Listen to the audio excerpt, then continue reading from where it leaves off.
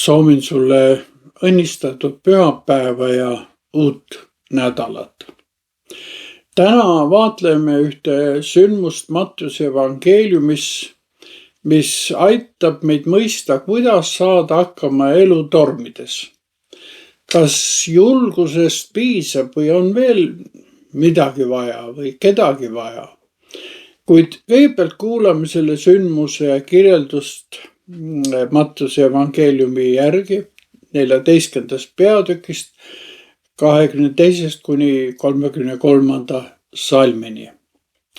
Ja Jeesus käskis sedamaid oma jüngreid paati astuda ja sõita vastaskaldale tema eele sellal, kui ta laseb rahvahulkadel minna. Kui ta siis rahvahulgad olid minema lasknud, läks ta üles mäele üksinda palvetama ja õhtu jõudes oli ta seal üksinda.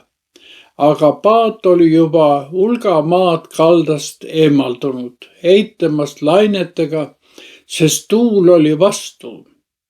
Ent 4. öövahi korral tuli Jeesus nende juurde järve peal kõndides, aga Jeesus järve pealt kõndimas nähes ütlesid jüngrid kohkunult, see on tont, ja hakkasid hirmu pärast kisendama. Aga Jeesus kõnetas neid sedamaid. Olge julged, see olen mina, ärge kartke. Peetrus vastas, issand, kui see oled sina, siis käsi mind tulla enda juurde vee peale. Tema ütles, tule, ja Peetrus astus paadist välja ning kõndis vee peal ja tuli Jeesuse juurde. Aga tuult nähes lõi ta kartma ja hüüdis uppuma hakates.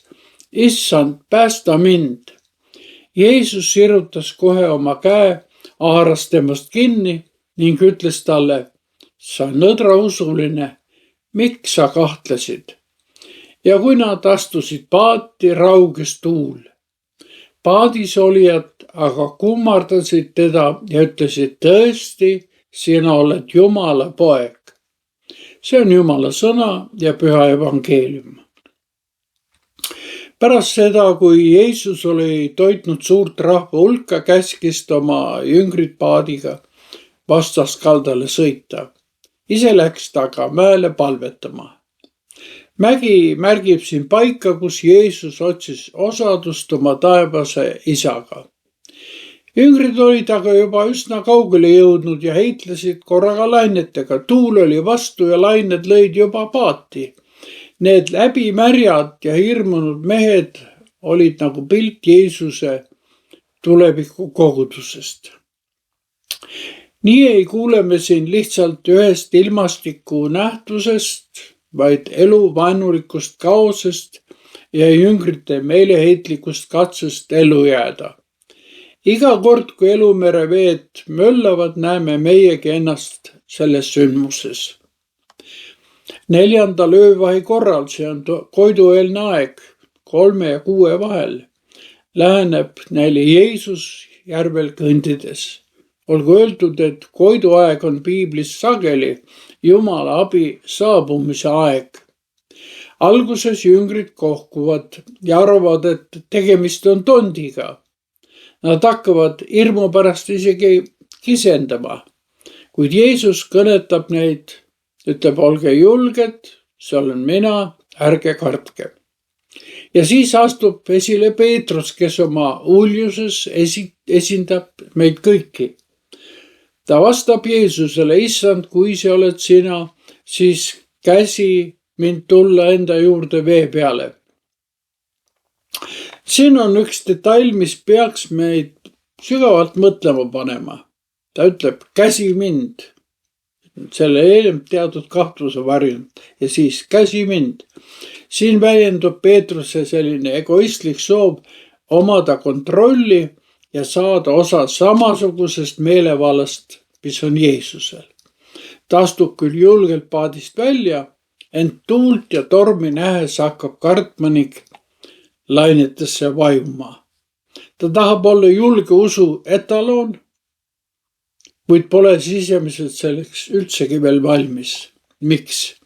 sest usujulguse taga võib peituda ka lihtsalt ambitsioonikas ego ja sellel egol on kalduvus Jeesuse asemel ähvardavaid laineid näha. Nii muutub mõne hetke pärast usujulge soov koos Jeesusega veel kõndida apihüüuks. Issand, päästa mind. Selle loo kõige olulisem sõnum ja ime seisneb selles, et Peetrus mõistab korraga, et oma jõust ei piisa.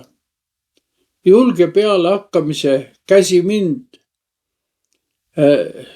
muutub siin palveks, päästa mind. Tõsi, Jeesus soovib, et me pühenduksime tema järgimisele radikaalselt. Kui ta ütleb samas, et me peaksime teda usaldama rohkem kui iseennast ja oma ettevõtlikkust. See tähendab, et me ei saa toetuda omaenda jõule ja võimetele, vaid üksnes Jumala väele. Ja nii peitub meiegi lahendus keset elu kriise selles lühikeses palves. Issand, päästa mind. Oma jõuetuse ja vaesuse tunnistamine on eelduseks, et Jumal saaks hakata tegutsema. Kui Jumal meid kutsub, siis ei jäta ta meid ka üksi, vaid annab meile jõu ja meelevalla raskustest läbi minna. Pärast Peetruse appihüüdu sirutas Jeesus käe, haaras Peetrusest kinni ja küsis, sa nõdra usule, miks sa kahtlesid? Oluline on aga see, et olukorra lahendus ei seisnud selles, et nad jäävadki seal käsi käes keset möllavat järve seisma. Lahendus seisneb selles, et Peetrus ja Jeesus astuvad koos paati. Ja kohe, kui nad paati astusid, torm ka rauges. Nüüd oli Peetrusel läbi märjana paadi põhjas aega mõelda ka sellele, miks julge usu väljendus osutus nõrkuseks ja miks keset laineid tabasid teda kahtlused. Paat sümboliseerib selles sündmuses kogudust, meie ühist vaimulikku meeskonda ja osadust. Isegi kui me usujulguse nimel, nagu Peetrus sellest osadusest elulainetele astume, peame koos Peetrusega lõpuks ikkagi paluma, issand, päästa mind. Sellepärast talutab Jeesus Peetruse paati tagasi ning siis torm raugeb. Niisiis tõeline pääsemine ei alga mitte koguduse paadist julge väljaastumisega, vaid Jeesusega sinna sisseastumisega, et üheskoos tunnistada, tõesti, sina oled Jumala poeg. Jah, seal, kus lõpevad meie inimlikud ressursid ja vaimulikud ambitsioonid, algavad Jumala armu ja väevõimalused. Palvetagem siis. Issand, sa näed meie elu ja torme. Päästa meid ahastuse tunnil ja liida meid taas koguduse osadusse, et saaksime üheskoos tunnistada, tõesti, sina oled Jumala poeg. Isa, Poja ja Püha Vaimu nimel. Aamen.